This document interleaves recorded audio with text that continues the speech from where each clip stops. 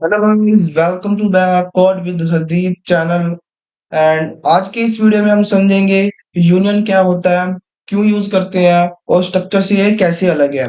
वो भी एक प्रोजेक्ट के साथ। सबसे पहले हम यूनियन का कंसेप्ट क्लियर करेंगे, फिर उसी कंसेप्ट को समझ के हम एक प्रोजेक्ट रेडी करेंगे, वो भी बिल्कुल सिंपल सा, जिससे हमें समझ आ जाए कि यूनियन एक्चुअली में है क्या। ओके, तो चलिए शुरू करते हैं। तो सबसे पहले हम बात कर लेते हैं कि what is A union. Union क्या है? यूनियन एक यूजर डिफाइंड डाटा टाइप होता है जिसमें मल्टीपल मेंबर हो सकते हैं, लेकिन एक वक्त में सिर्फ एक ही मेंबर वैलिड होता है। यूनियन भी एक क्या है? यूजर डिफाइंड डाटा टाइप है। ओके, जिसमें मल्टीपल मेंबर हो सकते हैं, बट इसमें क्या होता है कि सिर्फ एक टाइम पर एक ही मेंबर वैलिड होता है। ओके, तो चलिए अब अपने यूनियन के कंसेप्ट को स्टेप बाय स्टेप समझते हैं कि कैसे परफॉर्म होता है यूनियन। हमने स्ट्रक्चर्स को यूज करने के लिए, जब हमने स्ट्रक्चर्स का लेक्चर समझा था, उसके अंदर हम स्ट्रक्चर्स के लिए कौन सा यूज कीवर्ड करते थे? Struct keyword. ऐसे ही यूनियन के लिए भी यूनियन कीवर्ड होता है। ठीक है, यूनियन एंड उसका नेम। फॉर एग्जांपल्स के लिए मैं डाटा नेम रखता हूँ। ठीक है, और इन यहाँ पर मैं क्या करता हूँ कि एक इंटीजर डाटा टाइप लेता हूँ और यहाँ पर एक वेरिएबल डिक्लेयर करता हूँ इंट वैल। ओके, और एक फ्लोट लेता हूँ, फ्लोट डाटा टाइप, और यहाँ पर लिख देता हूँ मैं फ्लोट वैल। और एक लेता हूँ मैं कैर डाटा टाइप, और यहाँ पर लिखता हूँ कैर वैल। ओके, और यहाँ पर भी यूनियन के, और जब भी हमारा यूनियन डिक्लेयर हो जाएगा उसके बाद भी सेमीकोलन लगाना कंपलसरी है, अदरवाइज एरर आ जाएगा। ठीक है, ये हमारा यूनियन कीवर्ड जो हम यूज कर रहे हैं, ये यूनियन का नेम जिस नाम से हमने बनाया हुआ है। ठीक है, ये इसके अंदर डाटा टाइप है इंट फ्लोट कैर, और ये उनके वेरिएबल्स है। ओके, यूनियन बनाई गई जिसमें हमारा नेम क्या है? डाटा। इस यूनियन में तीन मेंबर है, इंट वैल, फ्लोट वैल, कैर वैल। जो इंपॉर्टेंट है, इन तीनों मेंबर्स के लिए सेम मेमोरी लोकेशन यूज होती है। क्या इंपॉर्टेंट है इसमें बात, कि जो ये तीनों मेंबर्स है ना, इनमें सेम मेमोरी लोकेशन यूज हो रही है। ओके, तो यहाँ पर हमने यूनियन को डिक्लेयर कर लिया है। अब अपने मेन फंक्शन के अंदर चलते हैं। Int main. तो यहाँ पर जैसे ही हमने स्ट्रक्चर्स का ऑब्जेक्ट क्रिएट करा था, वैसे यहाँ पर यूनियन को यूनियन का ऑब्जेक्ट भी क्रिएट होगा। हमारा नेम क्या है यूनियन का? डाटा। तो यहाँ पर सिंपली अपने यूनियन का नेम डाटा, एंड ऑब्जेक्ट कोई भी रख सकते हैं हम, डी ऑब्जेक्ट रख दिया। ओके, ठीक है। तो अब क्या करना है, इनको वैल्यू भी देनी है। डी डॉट, हमने कौन सा वेरिएबल सबसे पहले क्रिएट करा था? कोई भी ले सकते हैं, जैसे कि मैं इंट वैल, इसको वैल्यू दे देता हूँ 10। ठीक है, और उसके बाद इसको डिस्प्ले कराते हैं इस वैल्यू को। मैं सारा बताऊंगा कि हम कौन सा कंसेप्ट किस लिए यूज हो रहा है। ये मेरा इंट आ गया, एंड इसकी वैल्यू को हमने करा लेना है साइन डी डॉट। तो हमने जो इसकी वैल्यू है ना, वो किससे किस कौन से ऑपरेटर से कर रहे हैं? जो डॉट ऑपरेटर से, यूजिंग डॉट ऑपरेटर इस वैल्यू को यहाँ पर डिस्प्ले करा रहे हैं। ओके, जैसे हम क्लास में कराते हैं, अगर नेक्स्ट चैप्टर में हम जब पढ़ेंगे क्लास एंड ऑब्जेक्ट, वहां पर भी हम ऑब्जेक्ट क्रिएट करेंगे एंड डॉट ऑपरेटर का यूज होगा। ठीक है, वो हम आगे समझेंगे। जो डी में इंट वैल सेट किया है जिसकी वैल्यू 10 है, और उसी वक्त वो वैलिड है, और आउटपुट आएगा इसका इंट 10। मैंने तुम्हें बताया था ना कि स्टार्टिंग में जो हमारा यूनियन होता है वो सिर्फ एक टाइम पर एक ही वैल्यू को वैलिड होता है। ठीक है, तो हमारे पास ये जो है ये वैलिड है। ओके, तो अब जब नेक्स्ट बनाएंगे हम इसके अंदर D dot float, D dot float, और इसको वैल्यू देते हैं 3.14, 3.14। यहाँ पर भी इसकी वैल्यू को डिस्प्ले कराना है। Okay, float D dot float, and then तब इसमें क्या हुआ होगा? देखो, जो अब डी डॉट फ्लोट वैल्यू जो भी हमारी 3.14 ये सेट किया गया है, तो वो मेमोरी ब्लॉक ओवरराइट हो गया। दैट मीन्स जो हमारी ये डी फ्लोट, ओके, इसके अंदर कौन सी वैल्यू को सेट किया गया है, 3.14 को, ठीक है। तो वो मेमोरी ब्लॉक ओवरराइट हो गया। अब क्या होगा, अब जो इंट वैल है ना, इंट वैल की जो वैल्यू है वो करप्ट होगी, सिर्फ फ्लोट वेल वैलिड है। क्या कहा था मैंने स्टार्टिंग में, कि जो यूनियन है वो एक टाइम पे सिर्फ एक ही वैल्यू को वैलिड करता है, ठीक है। तो जैसे हमने ये फ्लोट वैल क्रिएट करा ना, ये वाली क्या वैल्यू होगी, वैलिड, ये क्या होगी, वैलिड, और जो ये थी ना इंट वैल की वैल्यू, ये करप्ट होगी, ओके। तो जिसका आउटपुट आएगा 3.14, ओके। जब हम इसका एक प्रोजेक्ट रेडी करेंगे तो हमें सब समझ आ जाएगा, क्लियर आ जाएगा, ओके। तो अब डी हमारा जो कैर है, अब इसको कोई भी करेक्टर दे दें, फॉर एग्जाम्पल्स के लिए ए देता हूं मैं, ओके। और यहाँ पर cout car D dot, sorry, D dot D dot कैर।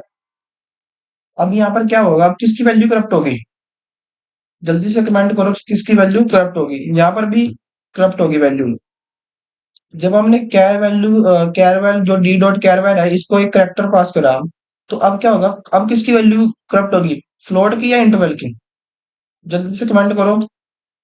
तो अगर मैं बताता हूँ तुम्हें किसकी वैल्यू करप्ट होगी, अब फ्लोट वैल की वैल्यू करप्ट हो जाएगी, ठीक है। तो मैं इसको रन करता हूँ एक बारी, रन करके फिर हम समझते हैं इसको कि हमने क्या क्या यूज हुआ है इसके अंदर, कौन सा कंसेप्ट कैसे यूज हुआ है।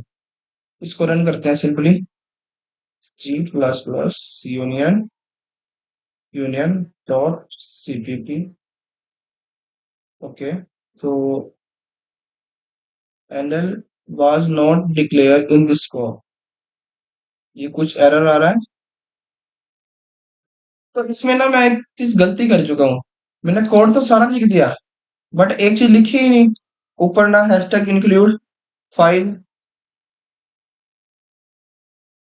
यहाँ पर हैशटैग ना इंक्लूड फाइल लिखा है, और ना यहाँ पर using using name space STD.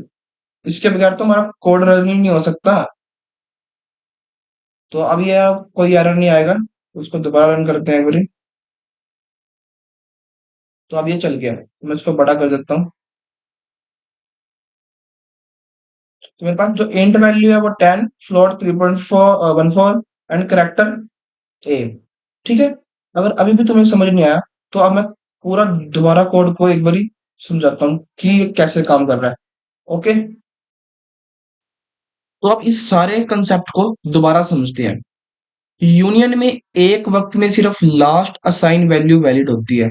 कौन सी वैल्यू होती है, लास्ट असाइन वैल्यू वैलिड होती है। इसका फायदा होता है जब आपको मेमोरी ऑप्टिमाइज करनी हो। कब फायदा होता है इसका, जब मेमोरी आपको ऑप्टिमाइज करनी हो, ओके। तो अब जो हमारा आउटपुट आया था, यहाँ पर आउटपुट देखते हैं, जो हमारा ये आउटपुट आया था, अगर आप एंड में सिर्फ सी, जैसे कि मैं क्यों बताता हूँ, देखो, अगर मैं एंड में सिर्फ ये लगता हूँ, इसको यहाँ से रिमूव कर देता हूँ, इसको यहाँ से रिमूव कर देता हूँ, तो कुछ रैंडम या फिर गार्बेज वैल्यू यहाँ पर मिलेगी, क्योंकि वो क्या हो रहा है, ओवरराइट हो रहा है। अगर तुम्हें मैं एक बार दिखाऊं कि क्या मिलेगी हमें वैल्यू, एक बार रन करके देखते हैं। तो देखो, अभी भी 10 आ रहा है, हाँ 10 आ रहा है। देखो, या तो कुछ वैल्यू मिल जाएगी हमें, या तो फिर कुछ गार्बेज वैल्यू मिल जाएगी, और यहाँ पर हमें सेम वैल्यू मिल रही है, तो कोई बात नहीं, ठीक है। तो अब इसका कब यूज होता है यूनियन का, जब आपको मल्टीपल टाइप्स हैंडल करनी हो सेम मेमोरी स्पेस में। क्या करने हो, मल्टीपल टाइप्स को हैंडल करना, जैसे कि हमारे डेटा टाइप फ्लोट क्या, ऐसे मल्टीपल टाइप्स को हैंडल करना हो, वो भी सेम मेमोरी के अंदर। एग्जांपल्स हो गया हमारे पास, sensor reading, data packet, decoding and etcetera, okay. तो अब चलते हैं इसके प्रोजेक्ट की तरफ, अब इसको और डीप में समझते हैं, एक प्रोजेक्ट को क्रिएट कर, ओके। तो यहाँ पर मैंने सारे कोड को ना शॉर्ट फॉर्म में एक्सप्लेन कर दिया है कि कौन सा कंसेप्ट कैसे यूज हो रहा है, ओके।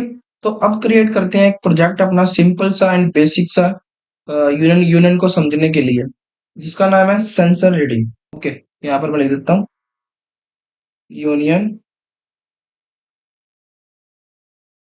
Sensor reading. ओके, सो ये हमारा प्रोजेक्ट है। Welcome project of union, union sensor reading. ठीक है, तो यहाँ पर मुझे, मैं क्या करता हूँ, चलो शुरू से ही बनाता हूँ मैं यहाँ पर इसको, को क्या करता हूँ मैं कमेंट आउट कर देता हूँ। ठीक है, यहाँ पर अपना स्टार्टिंग से बनाते हैं मेन फंक्शन। ठीक है, ये मेरा, इसको ऐसे कर देता हूँ थोड़ा सा, और इसको भी यहाँ से। ओके, तो इसको सारे कर देता कमेंट। सबसे पहले हमारा वही काम रहेगा कि इंक्लूड फाइल, जैसा कि पिछली बारी में हम भूल गए थे, तो सबसे पहले इसको ही क्रिएट करते हैं, नेम स्पेस एचटीडी।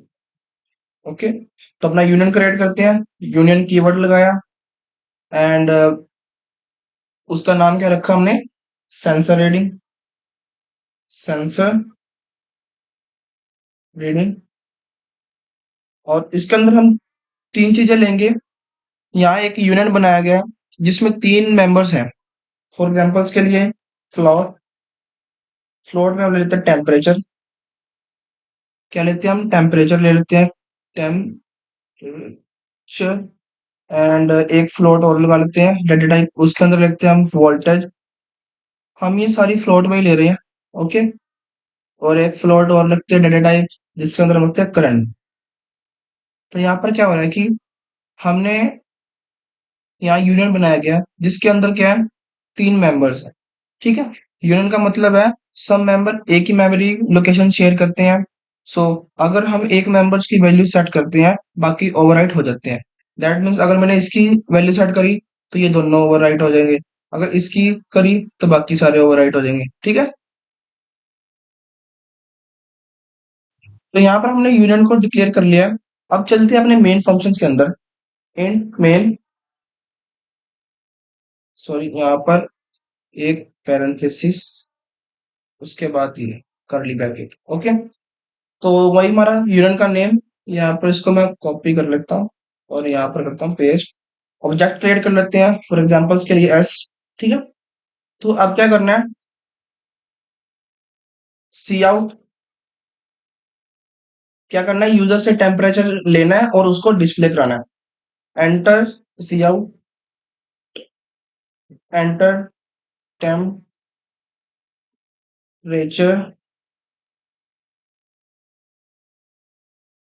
और यहाँ पर सिन एस डॉट टेम्परेचर्स, और उसको प्रिंट करा दो,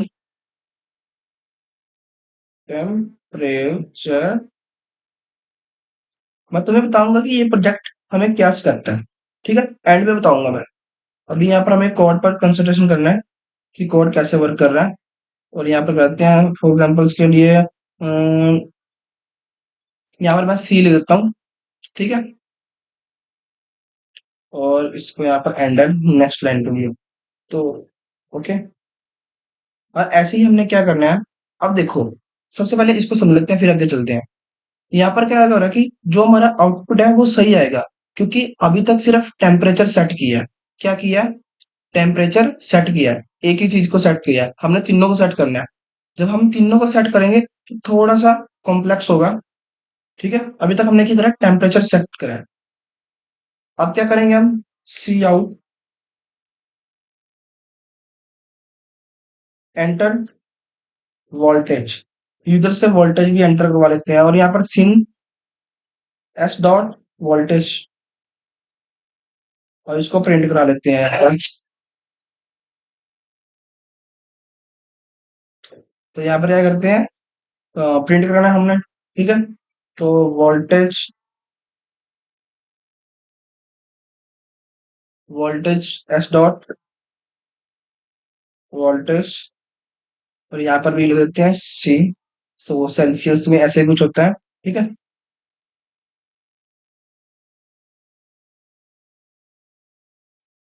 ठीक है, तो अब क्या होगा यहाँ पर, जब वोल्टेज इनपुट होता है तो अब जो टेम्परेचर की वैल्यू क्या होगी होगी, करप्ट होगी, क्योंकि सेम मेमोरी लोकेशन पे वोल्टेज ने ओवरराइट कर दिया। हमने क्या पढ़ा था यहाँ पर कि सेम मेमोरी में यहाँ पर लिखा होगा, देखो मैं तुम्हें दिखाता हूँ।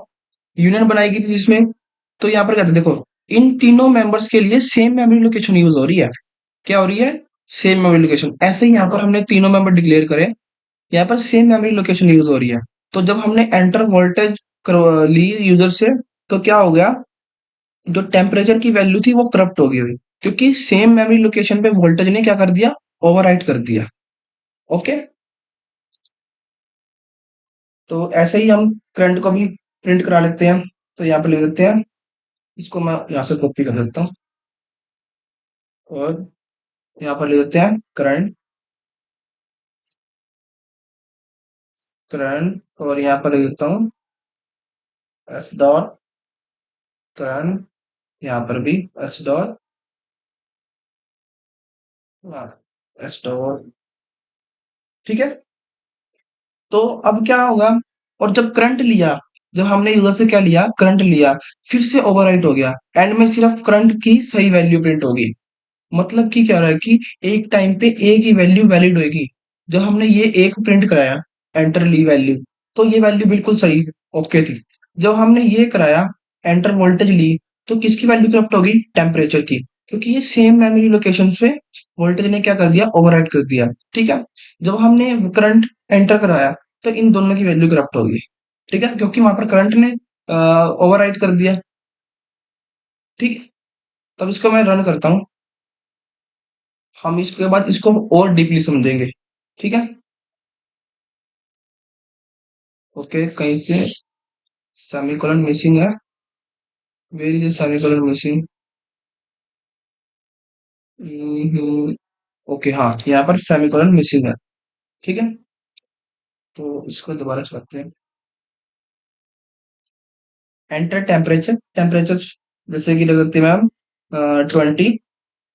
20 सेल्सियस, एंड वोल्टेज कितनी आ रही है हमारे पास, वोल्टेज 100, करंट 420। तो तो यहाँ पर क्या प्रिंट हो गया हमारे पास, ओके, मैं यहाँ पर करंट लिखना था मेरे को, शुभ, यहाँ पर मैं करंट लिख देता हूँ। इसको दोबारा रन कर लेंगे एक बारी, सेव करके दोबारा रन करते हैं।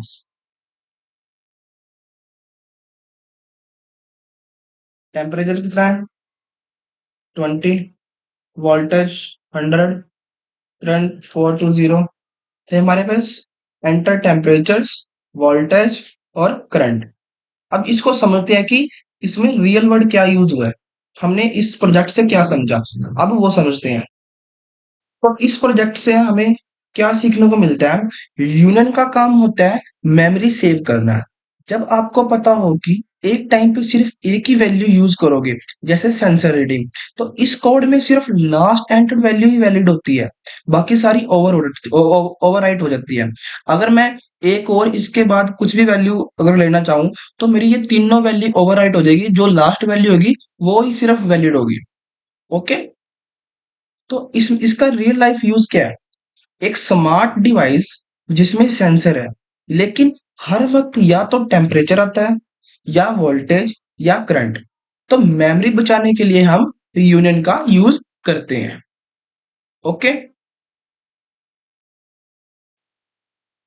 आई होप आपको पता चल गया होगा कि यूनियन और स्ट्रक्चर्स में क्या डिफरेंस होता है, और कब यूनियन का यूज करना चाहिए और कब स्ट्रक्चर्स का यूज करना चाहिए। ओके, सो हमने इसमें प्रोजेक्ट से भी समझा है, और कुछ कोड इंप्लीमेंट भी कर रहे हैं, जिससे हमें यूनियन का कंसेप्ट क्लियर हो है। ओके, कुछ ही वीडियो के बाद हम एक real world and biggest project पर काम कर रहे होंगे। सो चैनल को सब्सक्राइब कर लो, लाइक शेयर कमेंट। मैं मिलता हूँ आपको नेक्स्ट वीडियो में, तब तक कीप कोडिंग।